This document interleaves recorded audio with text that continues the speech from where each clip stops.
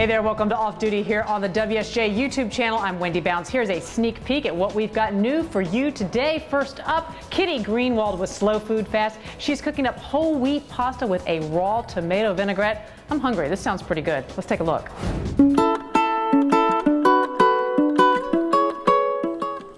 Hi, my name is Kitty Greenwald and this is Slow Food Fast. Today we're preparing a simple pasta recipe that comes to us from famed chef and restaurateur Alice Waters from Berkeley, California. It's a whole wheat pasta recipe that is tossed with a raw tomato vinaigrette. I have a pot of heavily salted water here that has just come to a boil, voila, which is exciting. When you salt your pasta water, you want to salt it to taste, and that means that it should taste like the ocean. We'll test it just before we put the pasta in, but I put in a pretty sizable handful of salt. And the ingredients called for here are pretty simple and standard. Basil, tomatoes, vinegar, olive oil, pasta. And it's a classic combination. So what we're doing is pounding the garlic into a paste. You want 2 fat, heavy cloves. So I'm gonna stir in 2½ teaspoons of red wine vinegar. And I've already halved my tomatoes. This is about 1½ pounds of mixed golden, yellow, and red cherry tomatoes. And I'm gonna just add the garlic, the vinegar, season it with a bit of salt, toss to combine. And to this, I'm going to add a 1/4 cup of torn basil leaves. I'm going to eyeball it, but basically you want about a 1/4 cup of the leaves. Chop up the leaves and let that sit for about 15 minutes. And as that sits, the tomatoes will break down and release their juices. I'm going to test my pasta water. Make sure that it's well salted. That's good. We're using whole wheat tagliatelle. You can use linguine or tagliatelle, but it's sort of a thick, long noodle. And I want it just a little firm in the center, but nothing more. This is a fairly simple dish with just the basic components, and it doesn't really need much else. You can serve it as is. If you want to gussy it up some, a nice topping that Alice recommended, and which works particularly well here, is using nice oily breadcrumbs. And for information on how to make breadcrumbs at home, which you can use as a pasta topping or put on a gratin or any number of other applications, click on the link below and I'll show you how to do it. Today, we are keeping it simple. We're good. Perfectly al dente. It's still a little too slim in the center before I dump it out. I'm setting aside some pasta water. If I need to stretch the sauce, that should be enough.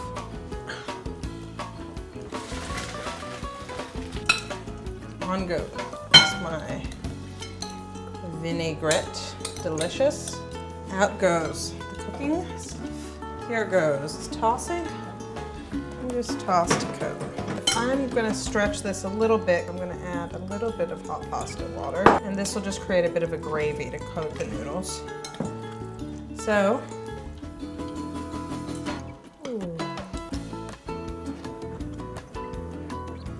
simple, straightforward tasting of summer.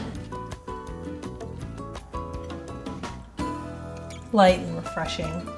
Enjoy it hot or cold. So thank you, Alice Waters, for sharing a recipe that's not only delicious but healthy. And we are somewhere between spring and summer, but you know, spring cleaning, that can happen any time of year if you're trying to do it without all those harsh chemicals. This segment, it's for you. Eco-friendly cleaning products is a rapidly growing marketplace, and with spring cleaning time here, a lot of us are asking which products are effective. I'm Kelsey Hubbard, and I'm here with Alana Stang. She's the editor-in-chief of Whole Living magazine. Thanks for joining me. Thanks for having me. So people like the idea of going eco-friendly, but a lot of people wonder, are these products as effective as some of the old and traditional products we've been using for years?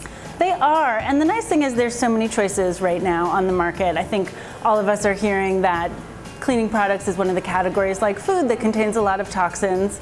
you're expecting a baby, you've heard a lot about this, and we know that it's not good for us, it's not good for the environment. And the nice thing is there really are a lot of options out there that are very, very effective. One of the things I love is bon ami. It's been around for about 120 years. It's mainly limestone and coconut oil, and you can use it on any hard surface, so sinks and tubs and countertops. And it's just a very, very effective cleaner. I don't think it would be around for 120 years if it wasn't. If it didn't work. Yeah. Another thing I love is this microfiber cloth. It's from Moo Kitchen, and it's really in place of a sponge or a paper towel. If everyone got rid of one roll of paper towel in their house, we'd have about 500,000 more trees. That's just one roll. But the nice thing about this is you don't need any cleaning products with it, just a little water, a little elbow grease, and this one comes with a kind of scrubby, so you can really get to stuff, and you just throw it in the wash. It's good for hundreds of uses. Wow, so this is really absorbent then, like a paper towel. Very absorbent, and it dries very quickly, so you don't have that odor lingering.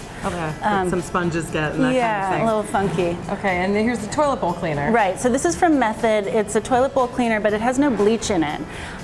We all like to use a little bleach in the toilet. We want to disinfect. Right. We want the odor to go away. But this is bleach-free, and it's got a nice kind of minty smell. So it kills the bacteria, though. Definitely kills the bacteria and kills the odor. This is a sport clothes wash. So this is Caldrea's formula for performance gear. So we spend a lot of money on our athletic wear, and this is a very mild formula. It's all vegetable oils and essential oils, which get rid of the sweaty odor, but also clean the fabrics, but won't stretch or dye, and will really kind of preserve the performance aspect of your athletic gear. And when people think of doing laundry with some of the traditional products, do they leave residue on your clothes that, again, when you put it next to your body, you're sweating and you're doing that kind of thing with like sport equipment? Definitely. And so this is very clean. All of these things rinse off very nicely because they're not full of these chemicals that sort of linger. And this is definitely one. And I guess another one would be the plates that we eat our food off of, and this, of course, is dishwashing detergent. So the nice thing about this is Mrs. Meyer's automatic dish packs, and they're pre-measured, so you don't have to futz around with how much you're putting in. And these contain no phosphates, which is really key. Phosphates are not something we want to have on our dishes, have as residue on our dishes, but especially we don't want it in the environment. Phosphates have been linked to the massive algae blooms in a lot of our waterways, so it's really important on the environment. And we use a lot of water when we're running the dishwasher, and this is something you can feel good about in terms of the environment. Okay, and a lot of people, when they hear eco-friendly or all natural or organic, they think price tag, they think dollar signs, and then they have to spend a lot of money to really make this change in their lifestyle. Is that really the case now? Some of the things are more expensive. A lot of the things that we have here are very affordable. The Bon Ami is $1.25. This toilet cleaner is $5. These are $8. The other thing to keep in mind is that a lot of them are very, very concentrated. So the Martha Stewart wood floor cleaner, for example, you use half a cup in a gallon of water. So it really goes a long, long way. And this is another, it's 99% mineral and plant-based, no odor, no residue. It's a very kind of clean finish. And think of cost per use, and also think of the cost on the environment. I think that you can definitely find things that are affordable.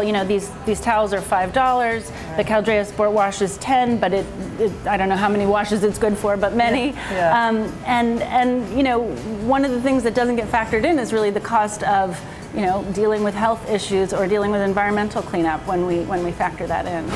Memorial Day is this weekend, but beer is not the only option for that barbecue. You want to learn how to make the Texas Sipper or the Kickin' Mule? Lucky Kelly Grant. She's on that story right now.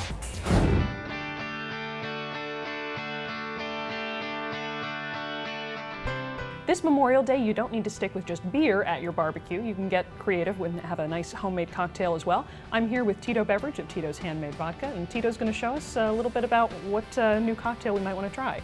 So talk to me a little bit about what we're going to make today and why it's a good one for a Memorial Day barbecue or picnic. Well, today we're going to do a Tito's Handmade Vodka Kicking Mule. And, good name. And this is kind of our rendition of a Moscow Mule. Take a glass, put in some ice, pour a good shot of Tito's handmade vodka. Like that. And then what we're going to do is take the ginger beer, put in about 3 or 4 ounces of ginger beer, take our lime juice, pour in our ½ ounce of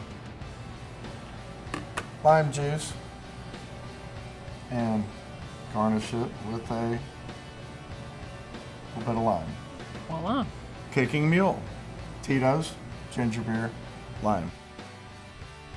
Looks really simple. You want to try it? I definitely do. Thank you. That's great. I know what I'm making this weekend. And those are your WSJ off-duty highlights for today. Make sure you tune in tomorrow. We have a cool segment on gorilla weddings and an interview with NFL legend John Elway. I'm Wendy Bounds. I'll see you tomorrow.